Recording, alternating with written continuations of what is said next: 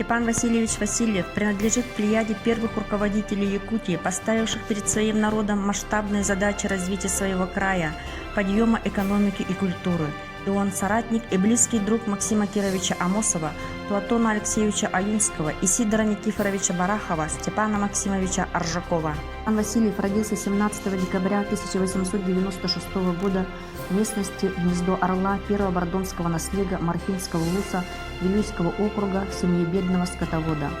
После окончания Мележекской церковно-приходской школы и Качайского двухклассного училища поступил в Якутскую учительскую семинарию. Будучи студентом, вместе с Максимом Амосовым, Исидором Бараховым, Платоном Слепцовым, Степаном Аржаковым и другими, втянулся в общественно-политическую жизнь. Принимал активное участие в создании нелегальной боевой дружины в Якутске. По ее поручению встречал красногвардейский отряд Рыдзинского в Табаге, который впоследствии смог без большого кровопролития освободить город от белогвардейцев. В июле 1918 года назначен секретарем Президиума Совета рабочих депутатов. В этом качестве участвовал в восстановлении советской власти в Якутии. Во времена власти Колчака был арестован и выслан в Иркутскую губернскую тюрьму. Освободившись, по заданию Иркутской партийной организации получил направление при Байкалье на нелегальную работу в тылу Колчака. Он стал одним из организаторов Иркутского комсомола. В Якутию Степан Васильев возвратился вместе с уполномоченным Сибревкома по организации советской власти в Якутии Максимом Кировичем Амосовым. По заданию Якутского райбюро РКПБ он взялся за создание комсомольской организации. С июля 1920 по февраль 1921 года возглавлял Якутскую губернскую организацию РКСМ. Одновременно состоял в Гудбюро РКПБ и Губревкоме. Затем был назначен заведующим отделом агитации и пропаганды обкома РКПБ. В 1921-1925 годах Степан Васильев учился в Московском коммунистическом университете имени Якова Свердлова, по окончании которого последовали ответственные посты: нарком рабоче-крестьянской инспекции Якутской АССР и председатель контрольной комиссии областной партийной организации. В апреле 1926 года бюро обкома ВКПБ направило его на длительную командировку в Алдан.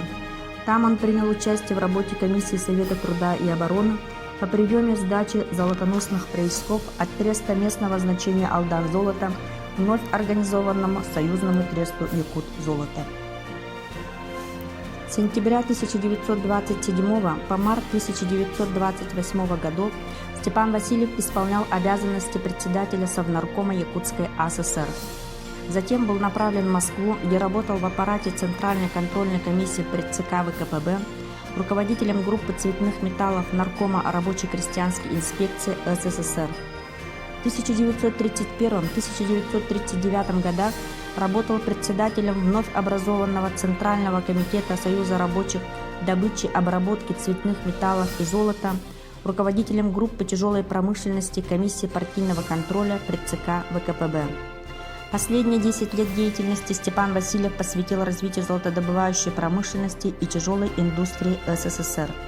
Высокие посты правительственных, партийных, контрольных и профсоюзных органов страны подготовили его к работе по организации добычи и обработки цветных металлов и золота. В те годы золото было единственным универсальным языком, на котором молодая советская Россия могла говорить на международном рынке. Одним из основных источников добычи драгметаллов в стране в то время была Якутия в лице союзного треста «Якут-золото», у истоков создания которого стоял и Степан Васильев. Таким образом, все это вместе способствовало впоследствии и победе СССР в Великой Отечественной войне 1941-1945 годов.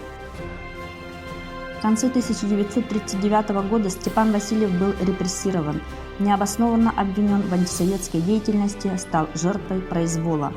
Все его обращения, заявления, письма и протесты не были услышаны.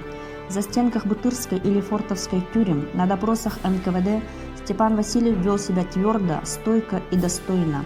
Всех репрессированных якутян, в том числе Максима Амосова, Исидора Барахова, Платона Аюнского, Степана Аржакова, Николая Захаренко, считал невиновными перед Родиной и народом. 26 октября 1943 года он умер в лагере поселка Канин-Нос, Коми, СССР.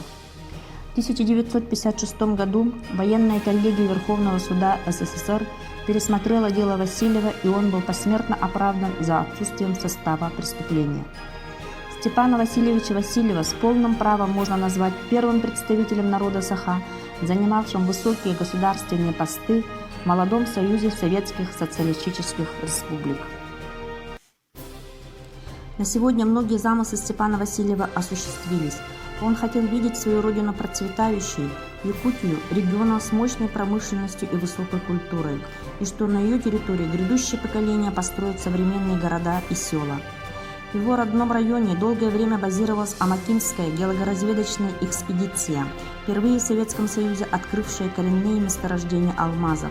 В наши дни здесь строятся современные школы, детсады, театр, открытый IT-клуб, современный музей с мультимедийными инсталляциями, развивается сельское хозяйство и многое другое. Имя Степана Васильева носит центральная улица и площадь в городе Нюрба и одна из самых старейших школ района – школа номер 1. В столице республики возведен памятник Степану Васильеву, и все это достойное увековечения имени нашего знаменитого земляка, яркого представителя народа Саха.